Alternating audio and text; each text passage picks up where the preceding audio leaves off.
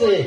উনি এখন শ্মশানেও থাকে না, মশানেও থাকে না, গাঁজাও খায় না। গুরুচারটা তো শিখ ছিল, এবার তো শিখ না, এবার তো প্রতিজ্ঞা হয়ে আসছে, মানুষ হয়ে আসছে। মানুষ তার মন্দিরে সেই নিশানি উঠবে।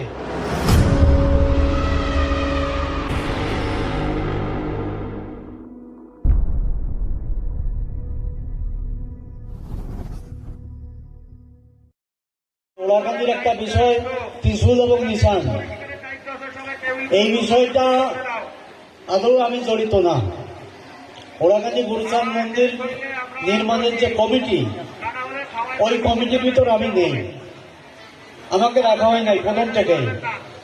যে কারণে আবার যত মতুয়ারা বা বিশিষ্টজনেরা এই অনুরোধ উপরোধ বা তাদের দাবি আমার উপরেই বেশি বর্তায়।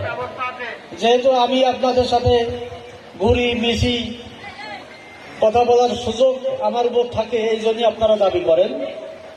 কিন্তু আমি মনে করি, এখনো আমি বিশ্বাস করি যে ঠাকুররা এই ত্রিশূল উত্তোলন করছেন, তাদের শুভ বুদ্ধির উদয় হোক এবং ত্রিশূল থাক, মন্দিরের ভিতর ত্রিশূল থাক, তাতে আমি আপত্তি তুলি না। কিন্তু আমাদের যে ঝান্ডা, আমাদের এই লাল নিশান সাদা বর্ডার, এইটাই পথ করে মন্দিরের চূড়ায় উঠুক, এইটা আমরা চাই।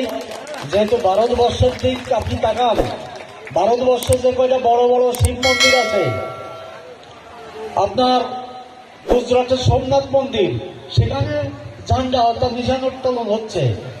আপনার বেনারস কাশীর যে বিশ্বনাথ মন্দির, সেখানেও নিশান উত্তোলন হচ্ছে। পুরীর 1000 বছরের থেকে পুরীর যে জগন্নাথ মন্দিরে প্রতিদিন নিশান পাল্টানো হয়, প্রতিদিন। এইরকম ভারতের বড় বড় সমস্ত মন্দিরে সেখানে নিশান উত্তোলন করা হয়। সে কারণে আমরাও চাই, অনেকে মানে ব্যাখ্যা দেয় গুরুচাঁদ ঠাকুর শিখ ছিল তাই বলে। আরে গুরুচাঁদ ঠাকুর শিখ ছিল, এবার তো শিখ না, এবার তো প্রতিজ্ঞা হয়ে আসছে, মানুষ হয়ে আসছে। ঠাকুর মানুষের মঙ্গলের জন্য আসছে।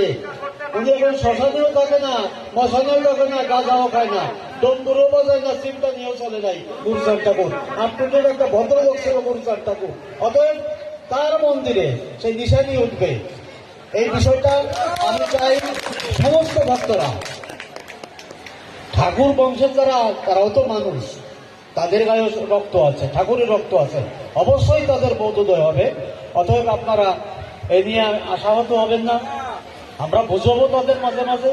আপনাদের পক্ষ হয়ে যদি কোনোদিন বসার সুযোগ হয়, আপনাদের পক্ষ হয়ে আমিও কথা বলবো।